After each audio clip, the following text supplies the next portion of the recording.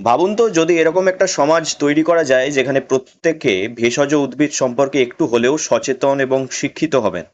যে সমাজে খেলতে খেলতে বাচ্চা পড়ে গেলে ব্যান্ডেড নয়, লাগানো হবে ভেষজ উদ্ভিদের পাতা। শুনে অবাক লাগলেও সেই সম্ভাবনা রয়েছে বাঁকুড়া জেলাতেও। বাঁকুড়া জেলার আনাচে কানাচে যে গুল্ম জাতীয় উদ্ভিদগুলি দেখে আপনারা আগাছা বলে মনে করেন, তার অধিকাংশরই রয়েছে কিছু না কিছু ভেষজ গুণ। বাঁকুড়ার আয়ুষ শাখার হাত ধরে তৈরি হয়েছে বিভিন্ন জায়গায় ভেষজ বাগান। তেমনই একটি বাগান রয়েছে বাঁকুড়ার মুখ্য স্বাস্থ্য আধিকারিকের সরকারি বাংলোতে। মোটামুটি আকারে 2 থেকে আড়াই কাঠার মতো জায়গায় তৈরি এই ভেষজ বাগানে পাওয়া যাবে এক একটি ভেষজ রত্ন।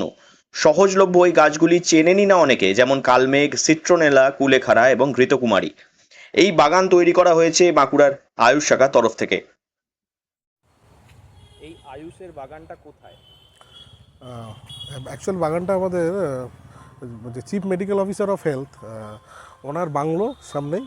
ওনার বাংলোর পাশে যে বাগানটা এটা আছে, পরিসরটা আছে, সেখানে একটা হার্বাল গার্ডেন এখানে তৈরি করা হয়েছে।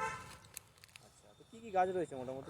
মোটামুটি দেখুন, ডেলি ইউজ করার মতো যেসব গাছগুলো দৈনন্দিন জীবনে লাগে, যেমন তুলসী গাছ আছে, ঘৃতকুমারী বা অ্যালোভেরা আছে, বিশল্যকরণী আছে, তারপর পাথরকুচি আছে, এই বাসক আছে।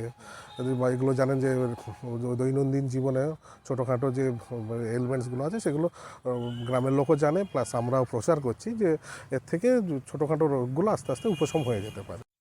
এমনিতেই সরকারি বাংলো ছিমছাম গাছগাছালিতে ঘেরা সুন্দর পরিবেশ, সঙ্গে যেন চেরি অন টপ এই বাগানটি।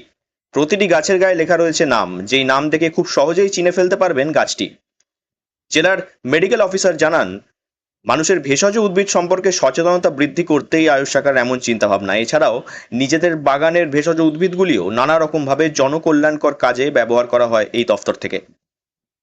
আমাদের হচ্ছে জেলাতে বিভিন্ন জায়গায় হচ্ছে প্রত্যেকটা আয়ুষ এইচডব্লিউসি যেগুলো যেগুলো হচ্ছে হোমিওপ্যাথিক ডিসপেন্সারি আছে এবং আয়ুর্বেদিক ডিসপেন্সারি আছে, ওখানে একটা হচ্ছে প্রত্যেকটা ডিসপেন্সারিতে একটা করে ভেষজ বাগান করতে হবে।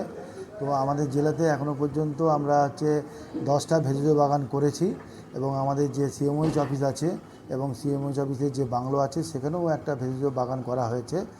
আর এর মধ্যে আবার 4টে বাগানের হচ্ছে আমরা হচ্ছে প্রপোজাল পাঠিয়েছি, সেটা স্যাংশনও হয়েছে। সেগুলো বিভিন্ন ধরনের যে এসএইচডি আছে বা এসএডি আছে, সেখানে এই ধরনের গার্ডেনগুলো করা হচ্ছে। মূলত যেগুলো হচ্ছে প্রাথমিকভাবে বিভিন্ন রোগ ছড়াতে সাহায্য করে সেই সমস্ত গাছগুলোকে এবং লোকালি পাওয়া যায় সেই গাছগুলোকেই ইমপ্লিমেন্ট করার জন্য বলা হয়েছে। যেমন ওখানে গেলেই আপনারা দেখতে পাবেন যে হচ্ছে ব্রাহ্মী আছে, তুলসী আছে, ইনসুলিন প্ল্যান্ট আছে, বিশল্যকরণী আছে, আপনার হচ্ছে অশোক আছে। প্রাক হিস্প্যানিক যুগ থেকে আদিবাসী চিকিৎসার ঔষধি গাছ ব্যবহার করে আসছেন এবং মানবতার ঐতিহ্যগত জ্ঞানের অংশ এই ভেষজ পাঠ। ভারতবর্ষের সঙ্গে ওতপ্রোতভাবে জড়িয়ে রয়েছে ভেষজ উদ্ভিদের নাম। প্রাচীন ভারতে এই উদ্ভিদ ব্যবহার করে এক অন্য মাত্রায় পৌঁছেছিল তৎকালীন চিকিৎসা ব্যবস্থা। বাঁকুড়ার মাটিও বহু প্রাচীন, রয়েছে ভেষজ ইতিহাস এবং প্রাগৈতিহাসিক ভূখণ্ড শুশুনিয়া পাহাড়, যেখানে গেলে আজও খুঁজে পাওয়া যাবে নাম না জানা বহু ভেষজ উদ্ভিদ। সেই কারণেই বাঁকুড়ার আয়ুষ শাখার এই ভেষজ লড়াই এবং ভেষজ উদ্যানগুলি একটি বিশেষ বার্তা বহন করছে। বাঁকুড়া থেকে নীলাঞ্জন ব্যানার্জির রিপোর্ট, লোকাল 18 বাংলা।